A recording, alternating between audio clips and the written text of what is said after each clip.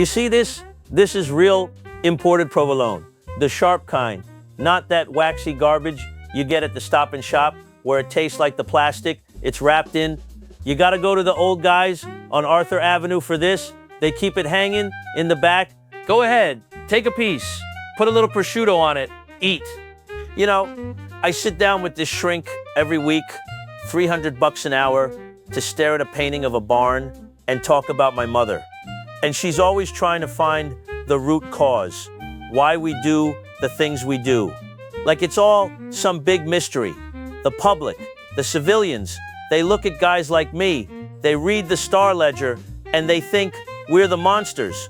What they think, because we operate outside their little rule book, we're the boogeymen in the closet. But let me tell you something about civilians.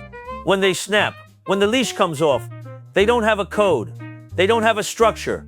They just create chaos. Let me tell you a story, a true story. Late 40s, two absolute mutts, Raymond Fernandez and Martha Beck. The papers called them the Lonely Heart Killers. Sounds like a Sinatra album, right? Beautiful. Tragic. Bullshit. It was a slaughterhouse run by a couple of amateurs who couldn't organize a two-car funeral. Let's look at the psychology. We start with the guy, Ray Fernandez. Born in Hawaii, 1914, Spanish blood. Now, Ray wasn't born a degenerate. That's the scary part, if you think about it. The guy was actually a stand-up citizen for a while. Goes to Spain, gets a job, finds a wife, has 4 kids. During the big one, Durat Juai, he even does some work for British intelligence, a spy. So the guy had a brain, he had some balls. But then, 1945, he's on a boat heading to America to set up a life so he can bring his family over. And a heavy iron hatch cover falls and catches him right on the dome. Now, the brain is a delicate piece of meat. You scramble the frontal lobe, you ain't the same guy anymore. I had an uncle who fell off a roofing ladder, woke up and suddenly hated the Yankees. It changes you. Ray wakes up and his whole personality is flipped. The polite, family-oriented guy, gone. Replaced by this moody, short-tempered prick who babbles like an idiot. The trauma makes his hair fall out, so now he's got this ugly, jagged scar on his head, and he starts wearing this cheap, terrible toupee, like a dead muskrat sitting on his scalp. He gets on another ship, and what does he do? He steals a pile of clothes. But get this, the clothes have the ship's name stamped right on the fabric. I mean, what kind of stunted steals a shirt with the victim's name printed on the collar? He gets pinched, does a year in the can. But here is where the story takes a left turn into the Twilight Zone. In jail, his cellmate is this Haitian guy, introduces Ray to Voodoo. Not the church, not the sacraments, chicken bones, spells, black magic. Ray gets out, moves to Brooklyn to live with his sister, and starts his racket. He targets these lonely heart clubs, the classified ads, where lonely widows look for some companionship. He writes to them, plays the suave Latin businessman. He gains their trust, and then he asks for a lock of their hair. They think it's romantic. Oh, he wants a piece of me. Nah, he wanted the hair to do his sick voodoo rituals in his bedroom, convinced it gave him some hypnotic power over women. And the crazy thing, it worked. These broads were lining up. He finds this one woman, Jane Thompson, takes her to Spain on her dime. A few days later, Jane turns up dead in her hotel room. Officially, natural causes. Unofficially, he slipped her a Mickey. Ray struts back to New York, forges her will, and literally throws her elderly mother out of their apartment so he can move in. Ice cold. If he had stopped there, he'd be a professional. A scumbag? Sure, but a professional. But then he met her, Martha Beck, Florida girl, born in 1919. If my shrink got a hold of Martha, she'd buy a second boat. The psychological damage here is off the charts. Martha was a big girl, overweight her whole life. By the time she was 10, she looked like a grown woman. And you know how kids are. But it wasn't just the kids. Her own mother mocked her. A mother's love is supposed to be the one thing you can count on in this life. When your own mother looks at you with disgust, it leaves a hole in your soul. It gets worse. Martha's own brother starts sexually abusing her. She goes to her mother for protection. And what does the old bat do? She beats Martha, blames her for it. You go through that, you don't come out clean on the other side. You come out starving. Martha grows up, becomes a nurse. A damn good one, apparently. Works in a military hospital. But she is desperate for affection. She's giving it up to any guy in a uniform, trying to find somebody to love her. She gets pregnant. The father, a deadbeat, literally tries to kill himself rather than marry her. She goes home, humiliated, gets pregnant again by a bus driver, marries him, and he bails 6 months later.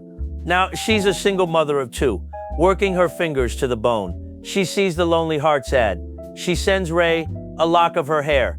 Ray does his little chicken bone dance, packs his bags, and goes to Florida, expecting a rich widow. He opens the door, and there's Martha. Over 200 pounds, sweating in the humidity, not exactly a prize. A smart grifter would have faked a heart attack and run for the train. But something happened.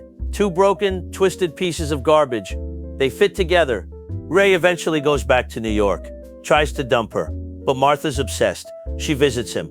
They have a week together. She goes back to Florida and finds out the hospital fired her on the spot. No severance, no nothing. So she packs up her kids and goes straight to Ray's doorstep in New York. Ray looks at her and says, "You can stay, but the kids gotta go." This is the part I can't stomach. I'm a family man. You protect your kids with your life. You take a bullet for your kids. Martha looks at her 4-year-old daughter and her 3-year-old son. She looks at this bald grifter she just met, and she chooses the grifter. She takes her own flesh and blood and drops them off at the Salvation Army, just gives them away like a box of old sweaters. Madan, that right there, that's when she lost her soul. Everything that happens next, she brought on herself. So now they're a team. The dynamic duo.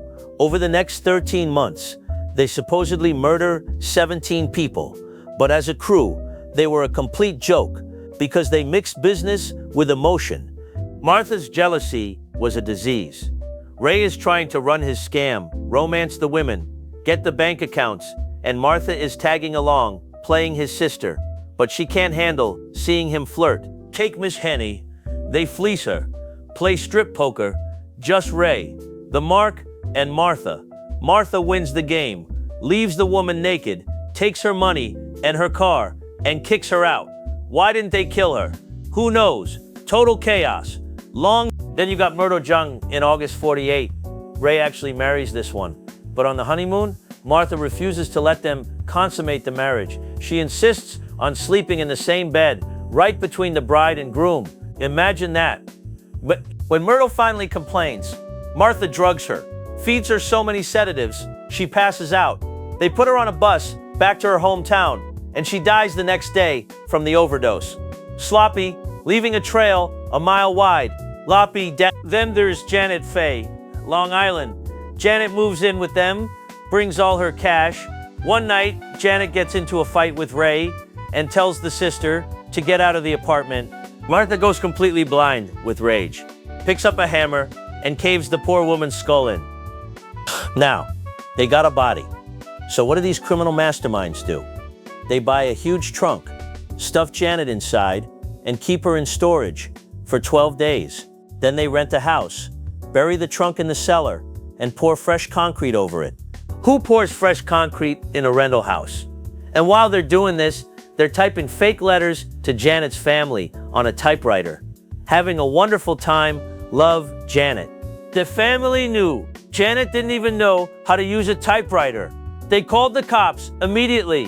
You can't fix stupid. But the grand finale, the one that makes me want to spit. Delphine Downing, 41-year-old widow, nice lady, had a 2-year-old daughter. She meets Ray. He's calling himself Charles now. Delphine likes him, thinks they got a future. For a few days, it's fine. Then Delphine accidentally sees Ray without his toupee. She sees the bald head, the dent in his skull, the nasty scar. She starts screaming. She feels betrayed, terrified. Martha, playing the good nurse, gives her sleeping pills to calm her down. Delphine passes out in bed. And Ray Fernandez walks in with a gun and shoots a sleeping woman in the head. Over a rug, over his own vanity. They stay in the dead woman's house for 2 days, emptying the bank accounts. But there's the little girl, 2 years old, crying for her mother. Martha, in her twisted brain, thinks, I gave my kids away. I'll just keep this one as my own. But the baby knows something is wrong. She won't stop crying. She won't eat. Ray looks at Martha and says, get rid of her. Martha takes a 2-year-old baby, holds her upside down, and drowns her in a bucket of dirty mop water. They bury the kid in the cellar next to the mother, clean up the mess.